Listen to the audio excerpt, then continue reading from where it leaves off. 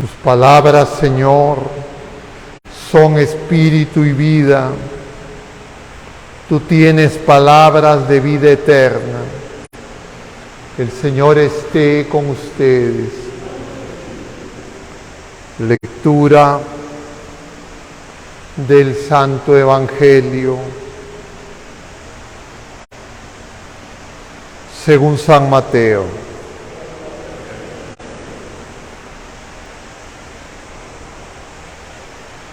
En aquel tiempo dijo Jesús a sus discípulos: no crean que he venido a abolir la ley y los profetas. No he venido a abolir, sino a dar plenitud. Les aseguro que antes pasará el cielo y la tierra que deje de cumplirse hasta la última letra o tilde de la ley. El que se salte uno de los preceptos menos importantes y se lo enseñe así a los hombres, será el menos importante en el reino de los cielos. Pero quien los cumpla y enseñe, será grande en el reino de los cielos. Palabra del Señor.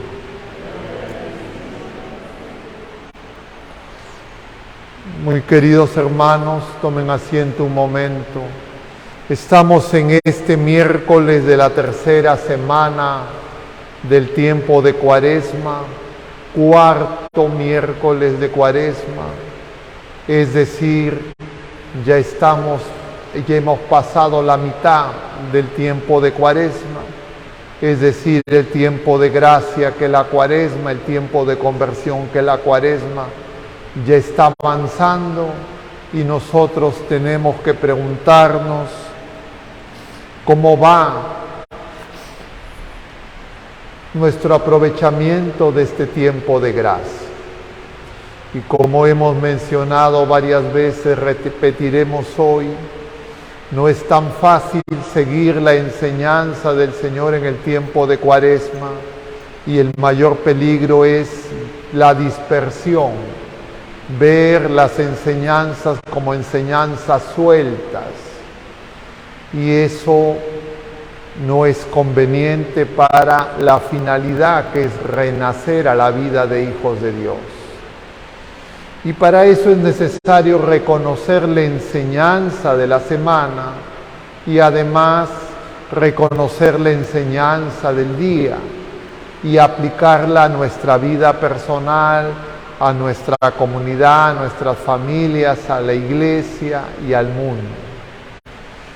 Y esta semana está marcada por la revelación del misterio del don de Dios, como lo escuchamos el domingo en el diálogo, en la oración entre Jesús y la samaritana. Jesús le dirá a esa mujer que es figura de la iglesia peregrina necesitada de purificación: si conocieras el don de Dios, tú me pedirías de beber.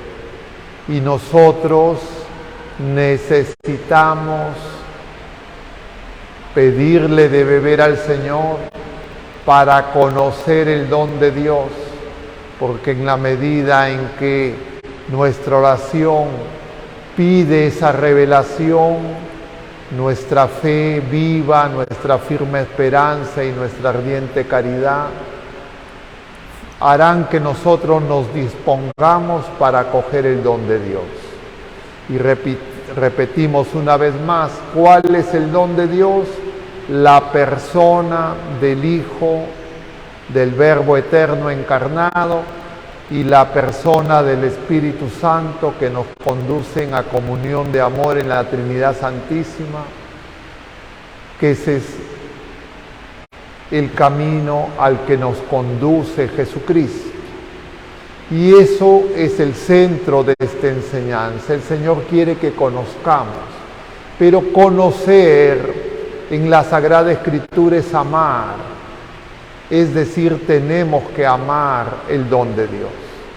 Y el don de Dios se nos va dando progresivamente, se va revelando en una suerte de pedagogía divina a la humanidad entera y a cada criatura humana, porque nosotros no siempre estamos en capacidad de acoger ese don en su plenitud, y por eso es que el Señor poco a poco nos va preparando, y para eso es este tiempo de gracia, el tiempo de Cuaresma.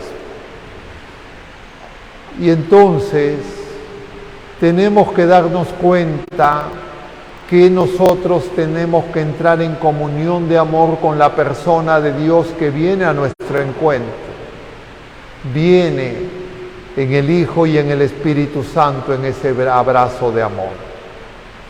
Con eso en mente nos daremos cuenta de la enseñanza de la semana, cómo empieza en Nazaret. La gente cree que lo conoce, pero no sabe quién es Jesucristo. En todo caso creen que es un milagrero, un taumaturgo. No reconocen en el Hijo de María, en el Hijo del carpintero, como lo conocían, al Dios en persona, ni siquiera al Mesías esperado, según las comprensiones de la primera alianza, mayoritarias en tiempos de Jesús y por supuesto equivocadas. Ayer veíamos de otro lado cómo el Señor no es que hace un negocio con nosotros, no es que Él le presta y después cobra, sino Él es la fuente de todo. Existimos, vivimos, nos movemos, dice San Pablo a los atenienses, en Dios, en Cristo. Entonces no es que Él ha hecho algunas cosas por mí, entonces yo hago otras cosas por Él y entonces estamos mano a mano. Nunca podremos estar mano a mano con Él, porque Él es la fuente. Nosotros todo lo bueno que podemos tener, que podemos pensar, que podemos hacer, todo viene de Dios. Entonces en realidad no hay como devolverle a Dios, no hay como quedar empatados con Dios. Y entonces eso lo tenemos que entender, porque eso es la fuente de la gratuidad y de la gracia, porque nosotros vivimos en una realidad donde todo se quiere comprar y todo se quiere vender, todo es un mercado, somos comerciantes incluso en el amor, incluso en las cosas de Dios, y eso tiene que ser purificado. Y hoy se da un paso más en relación a la ley. Veíamos en el Deuteronomio, en la primera lectura, que para el pueblo de la primera alianza la cercanía de Dios se manifestaba en tener una ley que ellos reconocían que era buena, a pesar de que no la cumplían, a pesar de que permanentemente se apartaron de la ley, pero por lo menos reconocían externamente su bondad. Y es que justamente eso era el problema. Tenían una relación externa con la ley de Dios, que es ley natural, que está inscrita en nuestros corazones. Y por eso San Agustín, siguiendo a San Pablo, nos dirá que la ley fue dada para que aprendamos a leer en nuestros corazones la voluntad de Dios. San Pablo lo dice también en la carta a los romanos, la ley es un pedagogo. Y hoy en el Evangelio según San Mateo corresponde al capítulo 5, Sermón de la Montaña, que se extiende por el capítulo 6 y 7 además, que empieza con las bienaventuranzas. El Señor nos dice primero que para ser feliz hay que ser como Él. Es decir, lo que hace feliz no es lo que nosotros imaginamos, y la felicidad verdadera es la felicidad en la casa del Padre. Aquí solo tenemos primicias, anticipos. No está la felicidad plena. Y luego de eso el Señor empieza a hablar de la ley. Pero la ley ha sido, diríamos, sobrenaturalizada en Cristo. Como el hombre mismo ha sido elevado en su condición de criatura a la condición de Hijo de Dios en Cristo Jesús, el unigénito que se ha hecho primogénito. Y en consecuencia la ley ya no es solamente cumplir los mandamientos, sino como el Señor mismo nos dirá, un mandamiento nuevo les doy, que se amen como yo los he amado. Y eso no es abolir la ley, no es abolir los mandamientos, sino elevarlos, perfeccionarlos.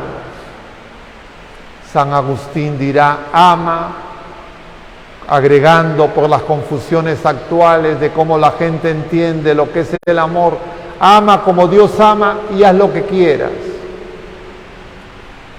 Y es decir, no cualquier cosa es amor. Y entonces la ley está dirigida a que nos amemos. Pero podemos creer equivocadamente que la ley son un conjunto, un reglamento, unas normas extrínsecas.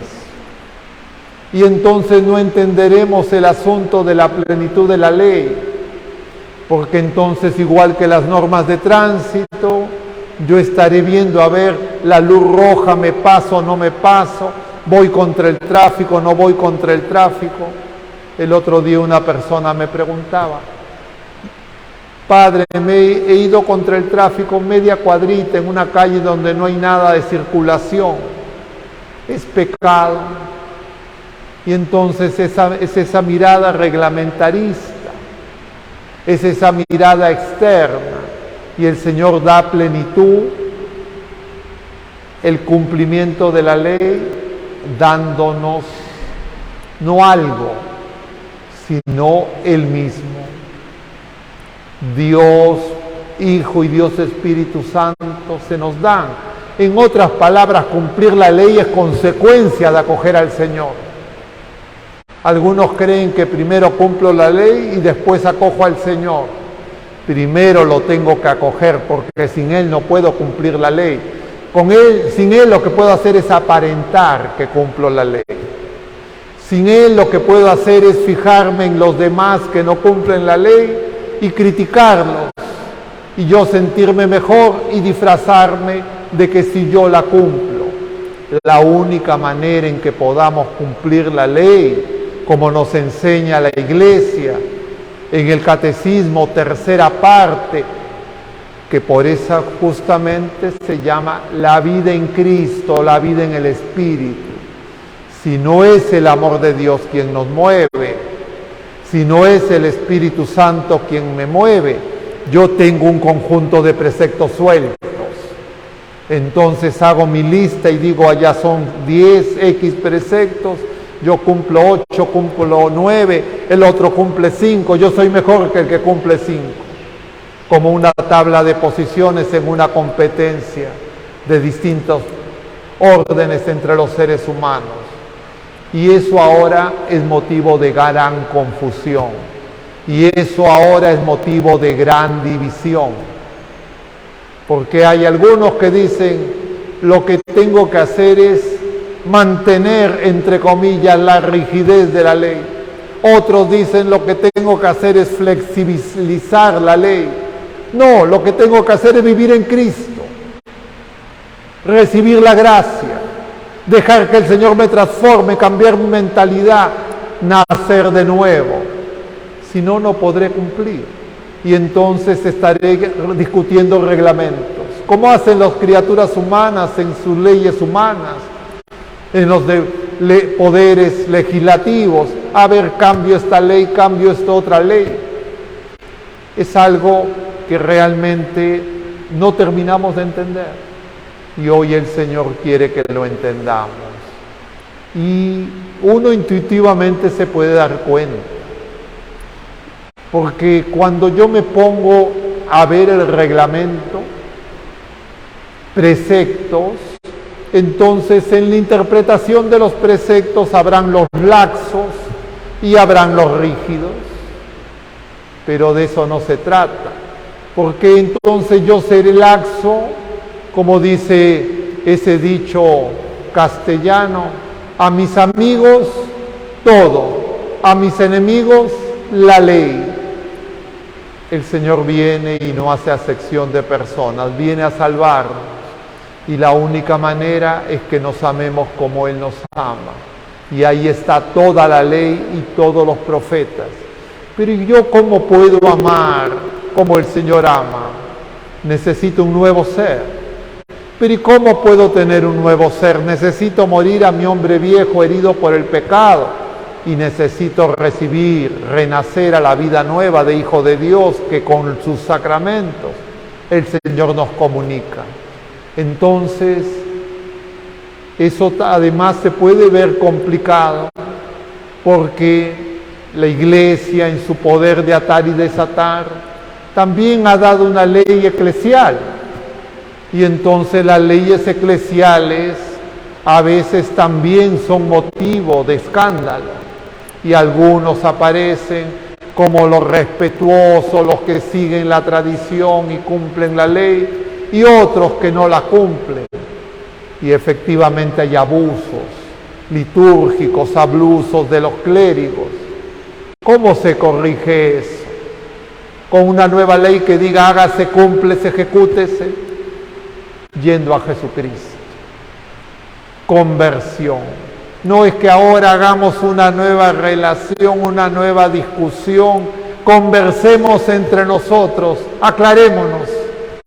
La luz es Cristo. Nosotros solo en el amor de Dios, que es ese fuego que nos da luz, que nos quita la ceguera, podremos encontrar a Jesucristo en nosotros mismos y en nuestros hermanos. Pero nosotros no lo fabricamos, nosotros no lo producimos. Si Él está en nosotros es porque Él viene. Y si es que Él viene, es porque en su misericordia, el amor que tiene por nosotros, que es indeclinable, se manifiesta una y otra vez a través de sus signos, como esta Eucaristía. Dispongamos nuestro corazón para nacer de nuevo, empezar de nuevo. ¿Cuántas veces? Todas las veces que sea necesario, 70 veces 7, porque el que nos tiene que perdonar 70 veces 7 es el Señor, porque ni siquiera nosotros podemos perdonar con nuestras propias fuerzas. Que el Señor nos conceda la gracia de crecer y vivir en la libertad de los hijos de Dios. Que así sea.